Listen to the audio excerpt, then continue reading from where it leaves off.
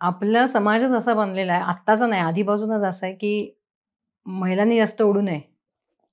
घरात राहावं आणि बरोबर. घर सांभाळावं. तर मला असं काहीतरी करायचं, की ज्याच्यामध्ये माझ्या घरातल्या लोकांना पण माझा प्राउड फील होईल आणि मी समाजासाठी पण काहीतरी करू शकेल आणि त्याच्यामुळे मला घराच्या बाहेर जायला पण चालेल. 10वी मध्ये नापास झाले. अशा वेळेस ना आपले सो कॉल्ड नातेवाईक जे असतात ना, ते फार आपल्यावरती प्रेम उतू जातं त्यांची त्यांचं. सगळ्यात जास्त काळजी त्यांना असते. त्यांना असते. तेव्हा जेव्हा आपली एक लायकी दाखवली जाते ना घरामध्ये, की नाही तू सायन्ससाठी नाही बनलेली, तू कॉमर्ससाठी किंवा आर्ट्ससाठी बनली. म्हणलं आय विल प्रूव्ह मायसेल्फ. मुलगी मुंबईला गेली म्हणजे वाया गेली असा सीन आमच्या घरात झाला होता.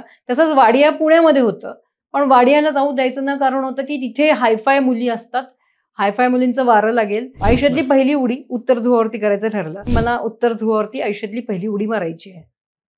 पप्पा माझे पप्पा म्हणले म्हणजे पहिली उडी उत्तर ध्रुवावरती. म्हणजे माहितीये का उत्तर ध्रुव कुठे? म्हणलं नाही माहिती. जेव्हा कॉलेजमधल्या टीचर्सला कळलं की उत्तर ध्रुवावरती कुठल्याही ट्रेनिंग न घेता उडी मारणार आहे.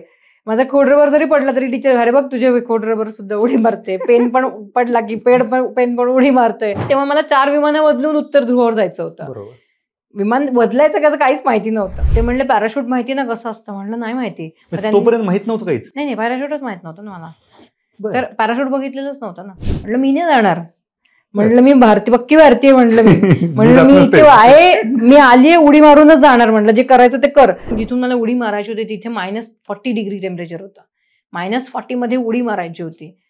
ते म्हणलं हे तुझ्यासाठी फार हाय एक्स्ट्रीम टेम्परेचर आहे मायनस मधलं. मी 2400 फुटावरनं आयुष्यातली पहिली पॅराशूट जम्प केली. वरती बघितलं आणि वरती बघितल्यावर कळालं मला पॅराशूटच फाटलेलं होतं. उत्तर ध्रुवावरती कुठलीही ट्रेनिंग न घेता 2400 फुटावरनं केली आणि जगातली पहिली महिला बनले असं ट्रेनिंग न घेता उडी मारणारे. झालं ना उत्तर ध्रुव, आता लग्नाचा विषय. अरे म्हणलं खातिर थोडी ती इज्जत द्या. मी एवढी अचीवमेंट करून त्याचं कौतुक करणारं कोणीच नव्हतं आणि जगातली पहिली महिला बनले जिने दक्षिण ध्रुवावरती कुठलंही ट्रेनिंग न घेता AFF जम्प केलेली लेवल 1. मला लग्न हवेत करायचंय.